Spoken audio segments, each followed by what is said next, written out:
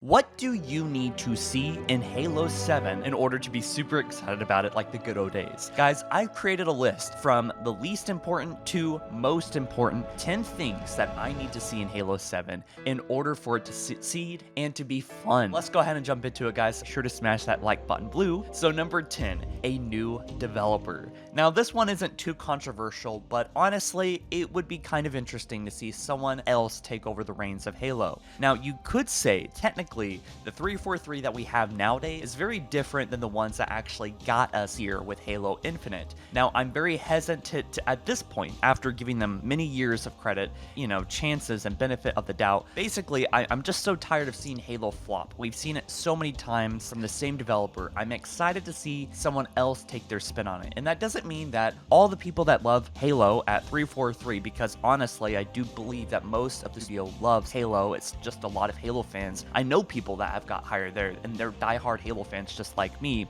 That doesn't necessarily mean that they have power or capability. So when I say a new developer needs to take over, I really just want new leadership. I think a lot of people think that a new developer like Certain Affinity would have a better chance at making a Halo game than 343 at this point. But honestly, it's pretty much the whole video game industry in the AAA field that is bad, right? I mean, they're just suffering. I think it would be much more manageable for a new developer to take over the multiplayer side, whereas 343 might be able to still handle the campaign side and put all their efforts on developing campaigns. And maybe these could just be two separate experiences, right? Because quite frankly, something is not working. At number 9, roadmap. This is something that I do think is very important for keeping player retention and to let people know what's going on. Now, it's not necessary, like you see developers like Arrowhead, for example, with Helldivers, have no roadmap, but they still release constant new content. It would be nice for Halo to just get a continuous amount of content, even if it's small things. But looking at Halo Infinite, clearly 343 is incapable of running a live service game. They did nothing with Halo Infinite. You can see all the things that released, and it is a pitiful amount. I feel like modders could do more in a month or two than they can in 2 or 3 years, and they have basically a blank check, right? As far as I know. At number 8, now this one's crazy because we only get 10 things, but I think it's time for playable elites to return. This is a core part of Halo, I think. It was in Halo 2, Halo 3, and Halo Reach, and these were all very beloved top-tier games, I think, with most Halo fans. And I don't really see the harm in elites being here, at least on non-ranked playlists. I think for ranked playlists, yes, elite should be excluded because there is a certain factor of, the hitboxes changing and, being able to cover your head more because elites' bodies are different than Spartans. So just take them out of ranked, put them in casual. How long would that actually take? Honestly, like a month or two for a AAA studio to do? I don't see the harm in doing it, at least for casual playlist, right? So at number 7, the Flood's return.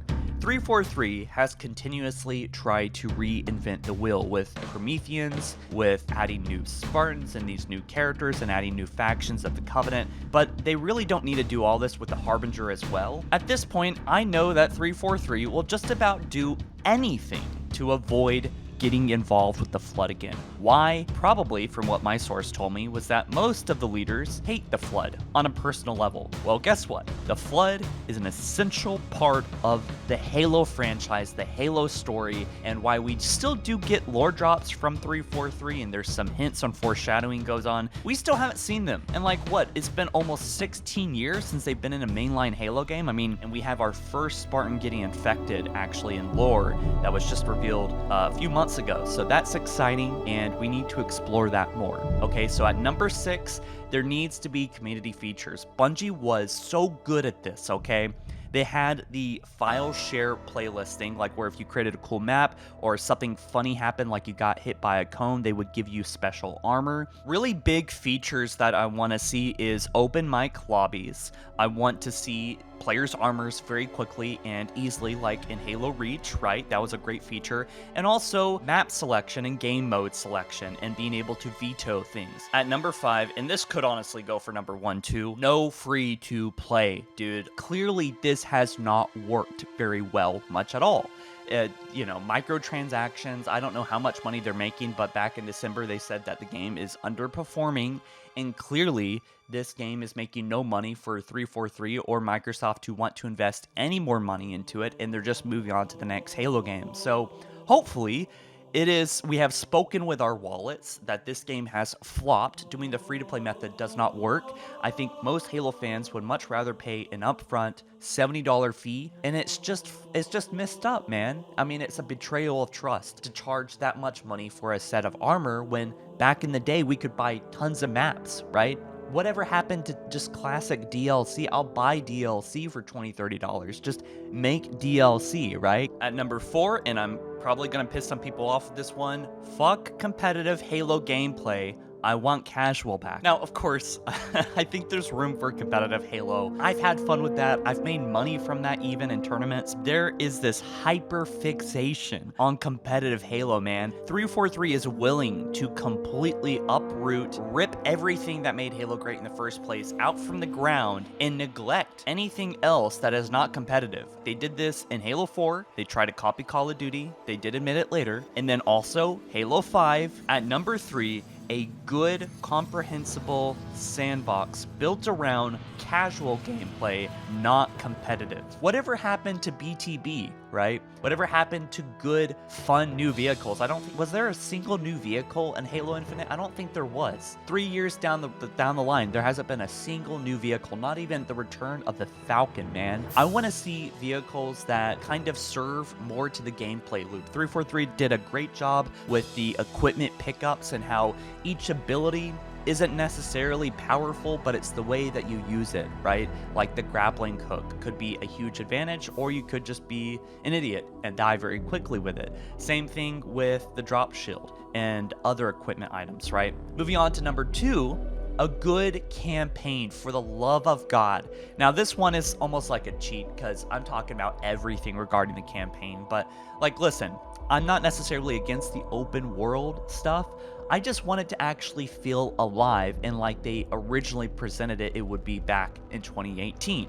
I want to see cool wildlife that we've never seen before. I want to explore, go on side quests, find secret rooms, and really cool things like that. You know, find secret creatures that I have to fight, right? There's so much to a Halo ring, and they kind of dropped the ball. They fumbled hard with Halo Infinite's open world. I really want them to nail the music again. Halo Infinite was great. Gotta be honest though, Halo Infinite's ending was not compelling. It didn't really leave me excited about what could be happening in Halo 7. I know that there is some deep, cool lore stuff that could be happening with the Didact, with potentially the Flood, with the Infinity, and those are things that get me excited. I'm just really wanting a compelling story that is on the level of Halo 2 again, and that might be a huge ask, but you know, seeing the Arbiter again, seeing other characters, seeing the Spirit of Fire, seeing other characters other than just Master Chief and the new Cortana. I am sick and tired of Halo 1. Please do something new on the level of Halo 2 or Halo 3 or something brand new, okay? And at number 1, now this is a big ask, okay? Finished at launch. I know that modern game studios, including 343, are pretty much incapable at this point for whatever reason, and I'm not trying to be a dick here, I'm just saying, pretty clear to me that most video game studios, for whatever reason, even though they have blank checks, are absolutely incapable of creating a game at launch that is finished. Imagine how much praise 343 would get if they actually were able to release a game that with a decent amount of new weapons, new vehicles, and maps to play on. I'm not even asking for a whole lot. If Halo 7 launched with like 2 or 3 new vehicles, with maybe like, I don't know, 5, 6, 7, 8 new weapons, you know, on top of like some of the classics like the AR and BR and stuff. And for the love of God too, Forge, if it released at launch with Infection and a couple other like, you know, those baseline features people have come to expect, right? Like a decent number of playlists. I'm not even asking for like much, right?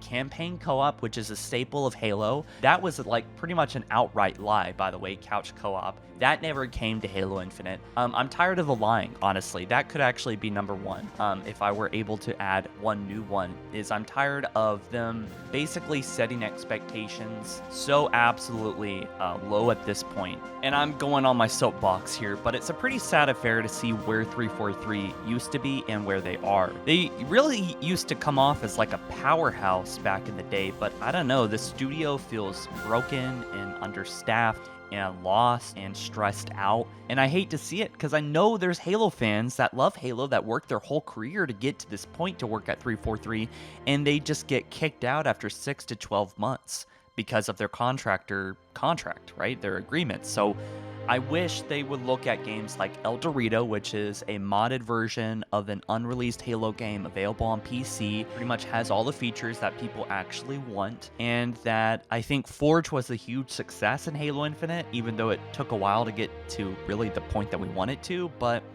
just finishing the game, man, where like custom game options really work. I feel gaslit and kind of lied to every time I'm told that, oh, there's no problem here, or that they just kind of ignore the fact that custom games still don't freaking work after 2 or 3 years. Anyway, this is about Halo 7, not Halo Infinite. But yeah, Halo 7 needs to launch finished and complete and functional, which I really do not think is a big ask when you start charging $75 for the game at launch day, right? After having like freaking 5, 6, 7 years to make the game, right? So please, for the love of God, if there's one thing I can get off this list for Halo 7, it is just finish the game. Even if it doesn't have a whole lot of content, at least put the essential content in there, right? Like a finished campaign, a working, functional multiplayer with some new things, not too much maybe, but just some new things, and also all the classic things, which I don't feel like is a lot to ask for. These are things that I think at least just this one thing Halo 7 needs. It needs to launch good, okay? It needs to launch in a good state. You guys let me know your own thoughts in the comment section below, and I'll catch you soon. Peace.